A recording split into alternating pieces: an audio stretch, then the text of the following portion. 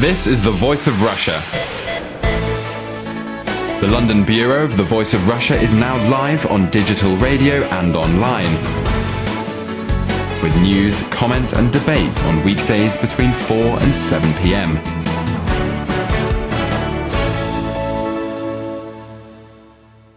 Hello, this is Alice Lagnado, reporting for the Voice of Russia in London. The Boy from Baby House 10 is a book about a little boy in Russia who escaped from the nightmare of his life in an orphanage with the help of a British journalist. The little boy was called Vanya. Vanya was eventually adopted by a woman in America where he lives today. The journalist was Alan Philps of the Daily Telegraph, who together with his wife Sarah, a teacher, decided to help Vanya to escape. After Vanya was successfully adopted, Alan wrote The Boy from Baby House 10, which tells Vanya's heartbreaking story. Alan and Sarah Philps are here in the studio to talk about their long journey with Vanya, from when they first met him in Russia to how they brought his story to the wider world. Sarah, how did it all begin? Well, we went to Russia because of Alan's work, wasn't it, Alan? Yep, I was the Moscow correspondent for the Daily Telegraph in the 1990s. I was very busy with politics, and there was a war in Chechnya, a very busy time, and Sarah was doing something else. Well, you could say that I arrived in Russia. I did speak Russian and had taught Russian, but I didn't actually have any idea of the work I could do. I would have liked to have worked in Alan's office, but he preferred not to have me in the office. So I had to look elsewhere, and quite by chance I went to a meeting of the International Women's Club. Probably not somewhere I would normally have gone. I was dragged along by a friend, and I met people who were visiting orphanages. They needed Russian speakers. They didn't have any. So I think the next day I was taken as an interpreter to my first baby house, which is an orphanage for the under fours. And what was that like? Oh, it's very difficult to describe. Very strange world, a very silent world. I remember visiting this was baby house number 10, where I ended up spending a lot of time. The baby house was in quite central Moscow, not far from a very busy shopping street. But most people walking past would not have known it was there. It was behind a high wall and a high gate.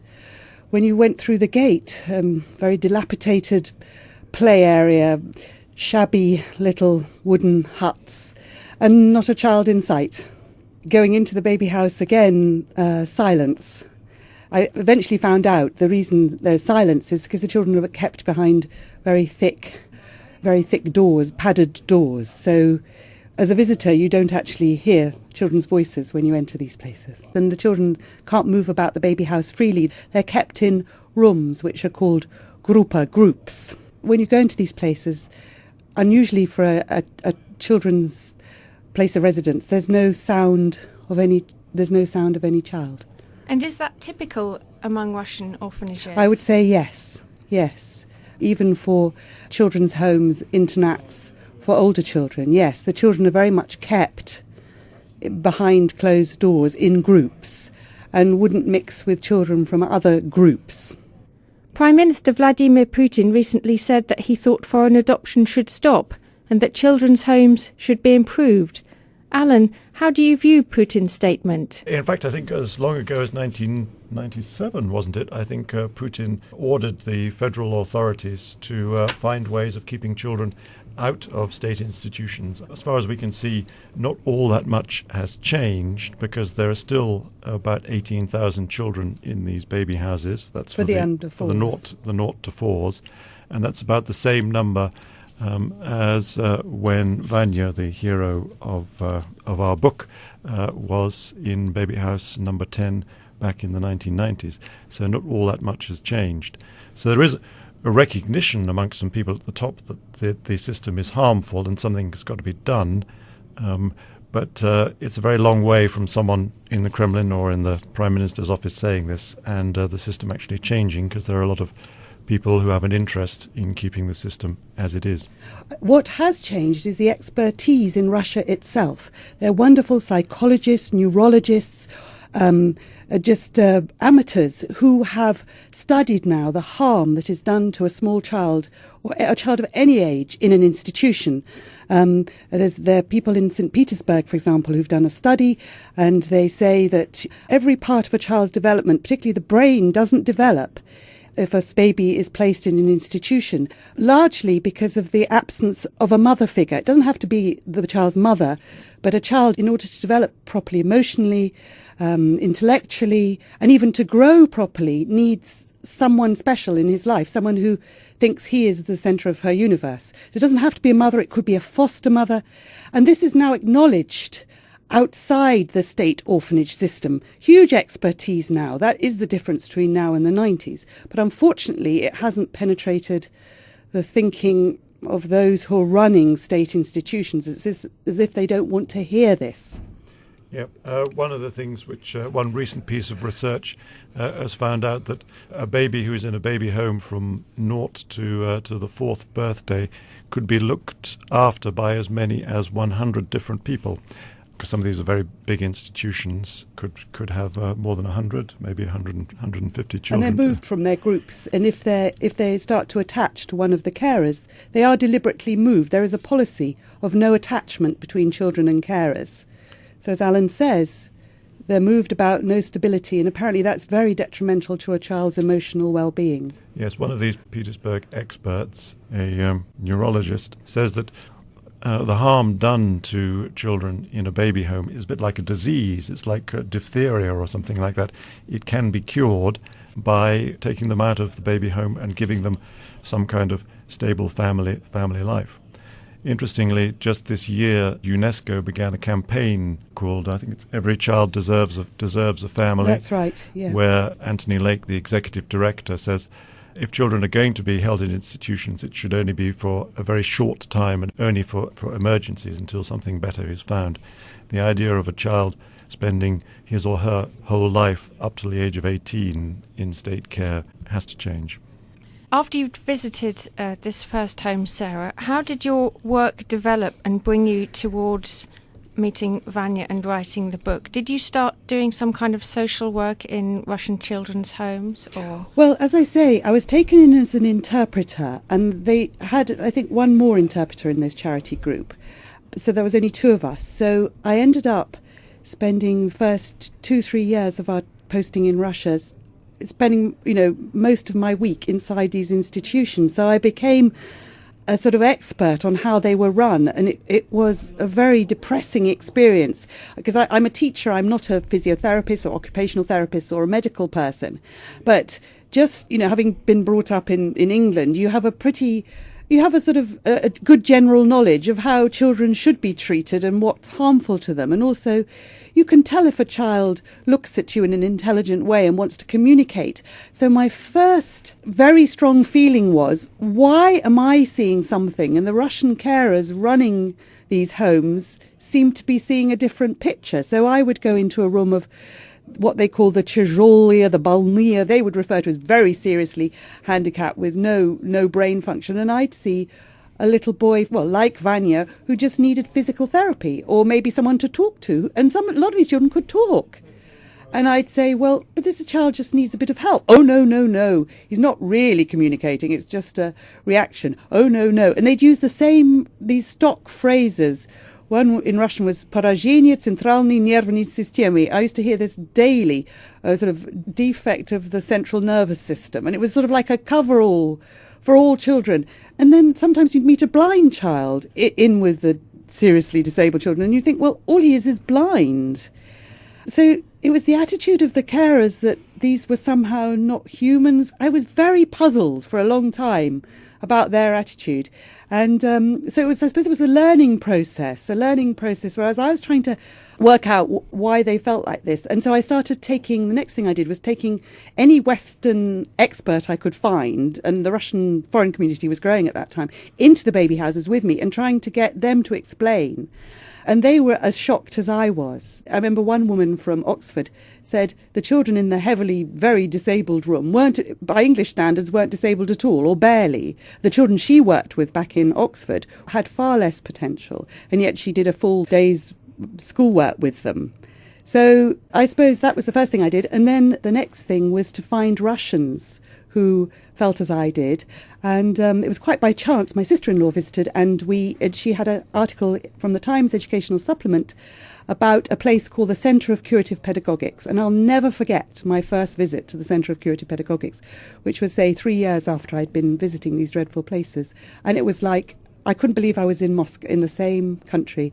These amazing Russians working with severely autistic children, all who lived at home with their parents, and doing the most wonderful therapy with them, treating them like human beings, eating lunch with them rather than just feeding them like animals.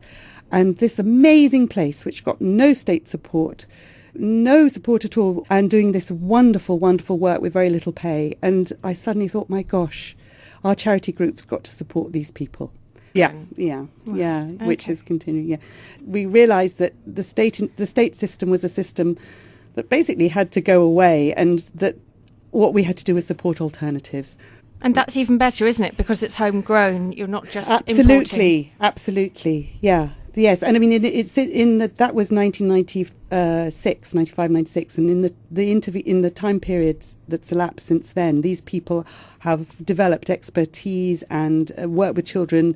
They are as knowledgeable as anywhere in Britain, Canada, or Scandinavia. But the sad thing is, they're still not supported by the Russian state. So that's something the state could do. Absolutely. Give them the support, give them the money and the buildings, and not the state institutions where attitudes have remained the same. They have remained the same. Now, how did you get to meet Vanya and write your book? I know this is a lot to talk about in a short space of time. Well, I think Sarah met Vanya on her first visit to Baby House 10. She was given a tour of the baby house, and she noticed that she wasn't being shown a door which said Group 2 on it. So she said, "Can I go there?" And I said, "Oh, I don't think so." I said, "Come on." So sort of forced her way, and she had some toys. And this was for the incurables, the very seriously disabled. And it was completely silent room. She looked around and saw all these children that seemed to have nothing to play with, being sort of lying or moaning slightly. And just as she was about to go, this little voice piped up and said, "Do come back. Come back and see me again." And I hadn't seen this child. We were sitting sort of behind the door at a little table with another boy. So I ignored the carer who was trying to get me out of the room as quickly as possible, because she did obviously feel uncomfortable. She obviously did know that those children were not being treated as they should be treated.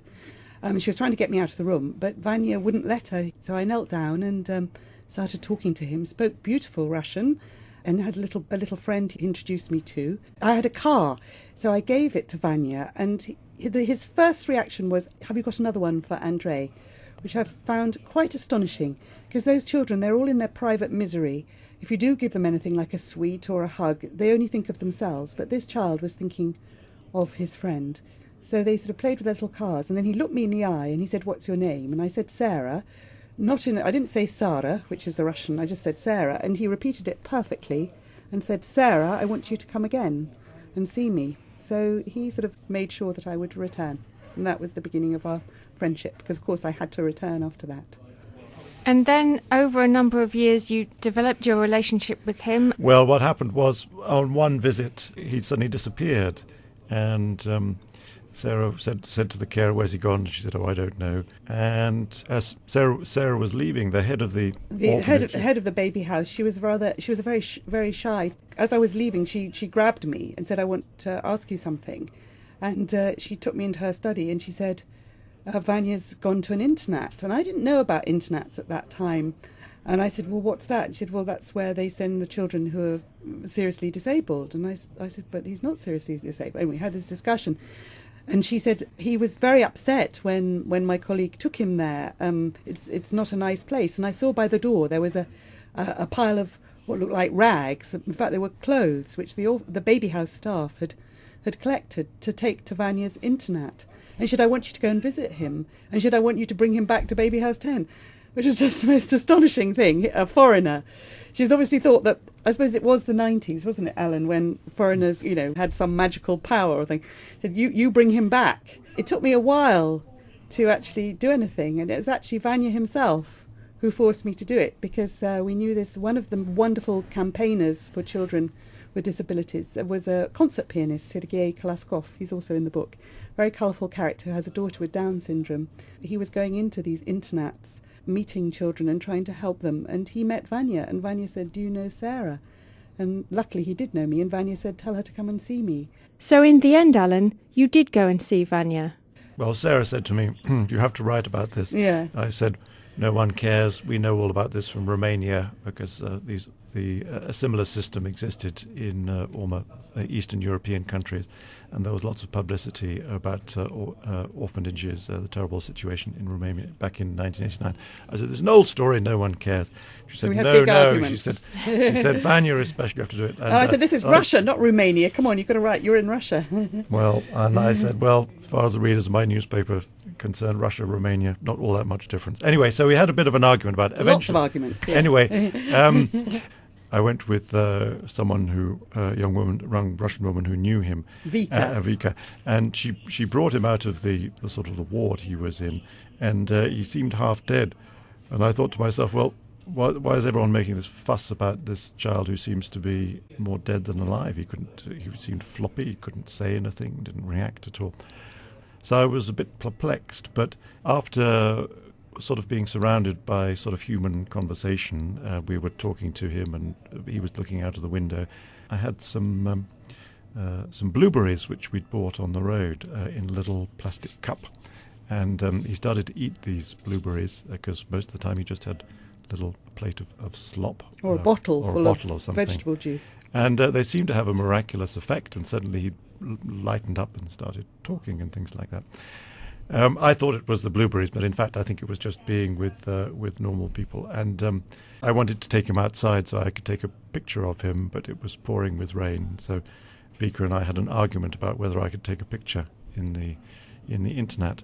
And then Vanya was looking out of the window and he said, look, it stopped raining, we can go outside. And so we went outside and he perked up even more. And then I understood that with a bit of care and attention, this was a normal boy who'd just really been consigned to a death sentence. We haven't actually described the internet conditions, which were far, far worse than the baby house, where essentially the children were kept naked or half naked on plastic mattresses where they weren't given pots to pee or defecate into, and they were just lying there 24 hours a day on these plastic mattresses. When drugs were available, they were given drugs to keep them sedated, and even if they could eat with a spoon, they were given bottles. So just basically left on plastic mattresses to wither away. And then, if anybody's put on a mattress and not allowed to walk or move around, muscles atrophy, no physical therapy, obviously. They'd been given a diagnosis by the psychiatric hospital number 6, the very low diagnosis of Vanya's, I think, was imbecile, yeah. And that means that all you need is, the word is uhot, which means fed and cleaned, which they were barely fed and barely cleaned, and just left to die. And their fate was to be buried in the grounds of the internat in however amount of time it took for them to die. So that was his fate. To cut a long story short, as a result of the publicity, I think partly my article and partly the video which Sergei Kalaskov, the concert pianist turned campaigner, took, the children's wing of that internat was closed down. The children were moved back to various internats in Moscow, but Vanya miraculously was returned to Baby House 10 just as the director of had asked Sarah to do. I don't think it was my doing. It was a Russian miracle, I think. Anyway, so he was very pleased to be back. He actually had a favourite carer, unlike sort of in defiance of all the rules, because he was.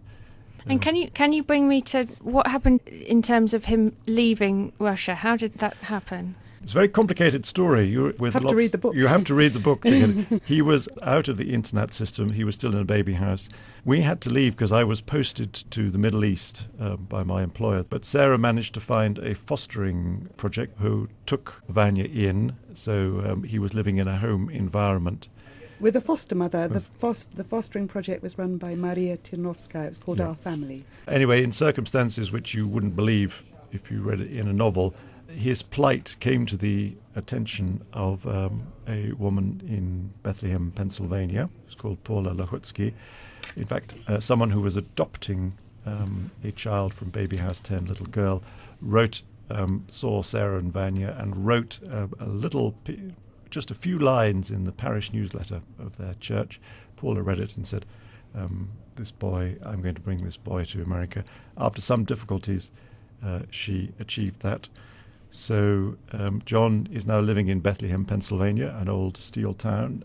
He's graduated from high school and he's now going to college. Alan, I understand that Natalia Vodianova, the Russian model and philanthropist, has helped you to publicise the book. How did that happen? The book was published in England, and my son thought we needed a bit of help with the publicity, since the publishers weren't doing very much. And he read an article about Natalia Vodianova and how she has a younger sister with cerebral palsy. Born in the same year as Vanya. Yeah. In Nizhny Novgorod. So I sent, at Will's advice, I sent a copy of the book to her. Normally you send books to people, they never read them, or they take them straight to the charity shop or whatever. She wrote straight back and said, "This has moved me immensely. I now understand what would happen to my sister if she'd gone to an institution, and I'm full of admiration for my mother, Natalia's mother, who kept the child, kept Ksenia at home despite all the advice." She said, this book must be published in Russia. I will make sure that happens, and I will write a foreword for it. There's lots of false promises in the show business world, but it has to be said that Natalia has done exactly what she said she would. She organised for the book to be published in Russian. She's written a wonderful foreword, which is in English and in Russian. And she's basically changed the focus of her charity from building play parks for children to give them someone safe to pay to helping organisations like the Centre of Curative Pedagogics. She now goes regularly to the Centre of Curative Pedagogics and has funded a sort of outpost of them in Tula. You went there, Alan. In Tula, that's right, yes. And also she's found a wonderful woman in Nizhny Novgorod, her hometown, a similar organisation to Centre of Curative Pedagogics called it's the Viera Centre, isn't it? Also Vieras, yes. Founded by, a lot of these organisations are founded by parents of children with disabilities. And the Centre for Curative Pedagogy is in Petersburg or No, Moscow? it's in Russia, in Moscow. Sorry, Moscow. Yeah, Moscow. And they have links now. They're such a strong organisation. They have links to similar centres elsewhere in Russia. And the one in Tula, they took Natalia there, and she's well, you were there, Alan. She funded the building, Yes, she funded something called a likateka. It's a place where parents with children with disabilities can come and play and meet other parents and generally bring their children on. And have therapy as well, And I have would therapy, think. yes. Yeah. It has to be said that Natalia, she did her own investigation into this issue, and she was opening one of her play parks in an internat in Yekaterinburg in the Urals, and she asked to go and see the severely disabled. And she met a boy who made a strong impression of her, just like Igor, a slightly older Vanya. And she wrote back to me and said, "Well, it's exactly as you described." And she spent, half an hour with him, and he was. He was also kept in a cot, as far as she could tell, 24 hours a day. And she took him out, and she found he had been able to walk, but it suited the staff better to keep him in bed up 24 hours a day. Meeting him, she's realised the problem still continues to this day. But that's great, isn't it, to have that backing, and from a Yes. Russian as well. Yes, There should be more Natalia Vodianovas in Russia. Well, let's hope that her influence will make more people go into these closed places and support the alternatives. Thank you very much, Alan and Sarah Philps. Making it more acceptable in Russia to adopt children, especially disabled children, is then a tricky issue. How might this be changed? We asked Natalia Vodianova what she thinks. I think it's really important that the families who decide to keep children at home receive the proper support from the government. This is the key, in my opinion. This is the only way to solve this solution, to start with helping and supporting those who are brave and who are doing it already, and then integrating these people into society. Then slowly other people will see, well, actually it's not that scary, other people can do it, and they're hopefully like that to reduce the numbers of families who leave the children to institutions, and then also increase the number of families who adopt. Natalia is careful to point out that though the children who live in homes and orphanages in Russia, like the ones described in Alan Philps's book, are still treated very badly, this does not mean that the people working in these homes are inherently bad. There's not even one person that Alan kind of pictured as an evil person. There's no one evil. People just... And it's exactly what Russia is. There are no evil people. There are people put in the circumstances where they have to do bad things. The boy behind the book, Vanya, is now called John Lahutsky. John is happily living with his adoptive mother in the United States. I spoke to John, who is now 21, and asked him what he's up to now. I'm at a local community college here. I'm going to be starting my second semester. Great, and how's it going? It's going wonderful. I made the dean's list. What's that? My first semester. It's the honor roll. Yeah, it's like the dean's list for academic achievement. John is clear on what would have happened to him if he had stayed in a Russian children's home, and he has not forgotten Vika, a Russian woman who helped get him out of there, as well as Alan and Sarah Philps. I would be dead right now. I would not have much of a future. I would have died at the asylum if it wasn't for Alan and Sarah and Vika. If it wasn't for them, I would be dead. I'm sure of that. That was John Lahutsky, the co-author and subject of the book The Boy from Baby House 10, which is published by Orion Books. I'm Alice Lagnado for The Voice of Russia. Stay with us.